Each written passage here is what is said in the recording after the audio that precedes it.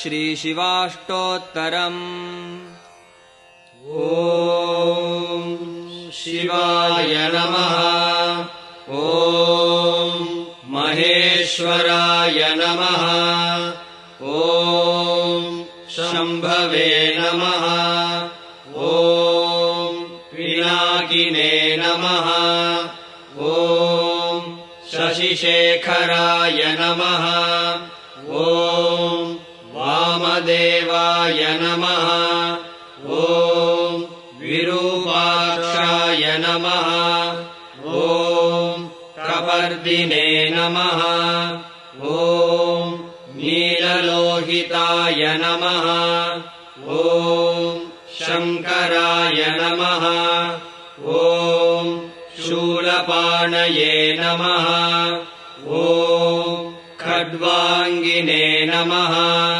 ॐ विष्णुवल्लभाय नमः। ॐ शिविविष्टाय नमः। ॐ अम्बिकानाथाय नमः। ॐ श्रीकण्ठाय नमः। ॐ भक्तवत्सलाय नमः। ॐ भवाय नमः। ॐ शर्वाय नमः। ॐ त्रिलोकेशाय नमः। ॐ शितिकण्ठाय नमः। ॐ शिवाप्रियाय नमः। ॐ उग्राय नमः। ॐ कपर्दिने नमः। ॐ कामारये नमः। ॐ अन्धकासुरसूदनाय नमः। ॐ गङ्गाधराय नमः। ॐ ललाटाक्षाय नमः। ॐ कालकालाय नमः। ॐ कृपानिधये नमः। ॐ भीमाय नमः। ॐ परशुहस्ताय नमः। ॐ मृगपाणये नमः। ॐ जटाधराय नमः। ॐ कैलासवासिने नमः। ॐ कवचिने नमः।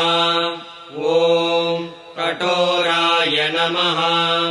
ॐ त्रिपुरान्तकाय नमः। ॐ वृषाङ्गाय नमः। ॐ वृषभारूढाय नमः। ॐ भस्मोद्धूलितविग्रहाय नमः। ॐ सामप्रियाय नमः। ॐ स्वरमयाय नमः।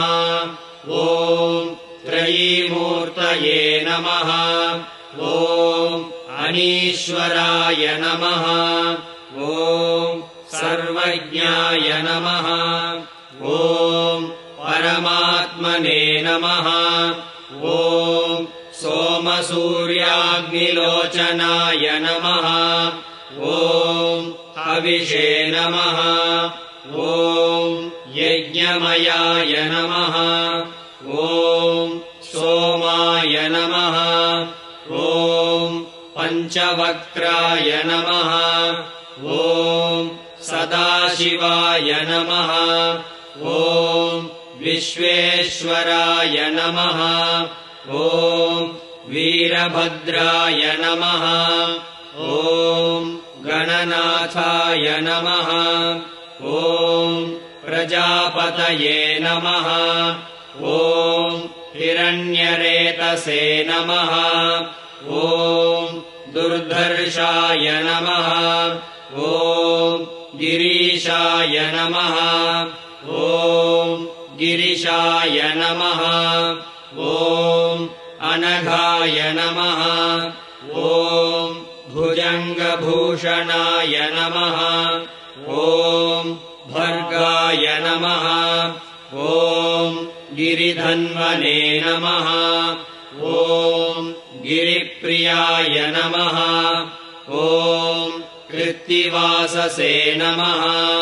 ॐ ॐ पुराराधये नमः ॐ भगवते नमः ॐ प्रमथाधिपाय नमः ॐ मृत्युञ्जयाय नमः ॐ सूक्ष्मतनवे नमः ॐ जगद्व्यापिने नमः ॐ जगद्गुरवे नमः ॐ व्योमकेशाय नमः ॐ महासेनजनकाय नमः ॐ चारुविक्रमाय नमः ॐ रुद्राय नमः ॐ भूतपतये नमः ॐ स्थानवे नमः ॐ अहिर्बुध्न्याय नमः ॐ दिगम्बराय नमः ॐ अष्टमूर्तये नमः ॐ अनेकात्मने नमः ॐ सात्विकाय नमः ॐ शुद्धविग्रहाय नमः ॐ शाश्वताय नमः ॐ खण्डपरशवे नमः ॐ अजाय नमः ॐ पापविमोचनाय नमः ॐ मृडाय नमः ॐ पशुपतये नमः ॐ देवाय नमः ॐ महादेवाय नमः ॐ अव्ययाय नमः ॐ हरये नमः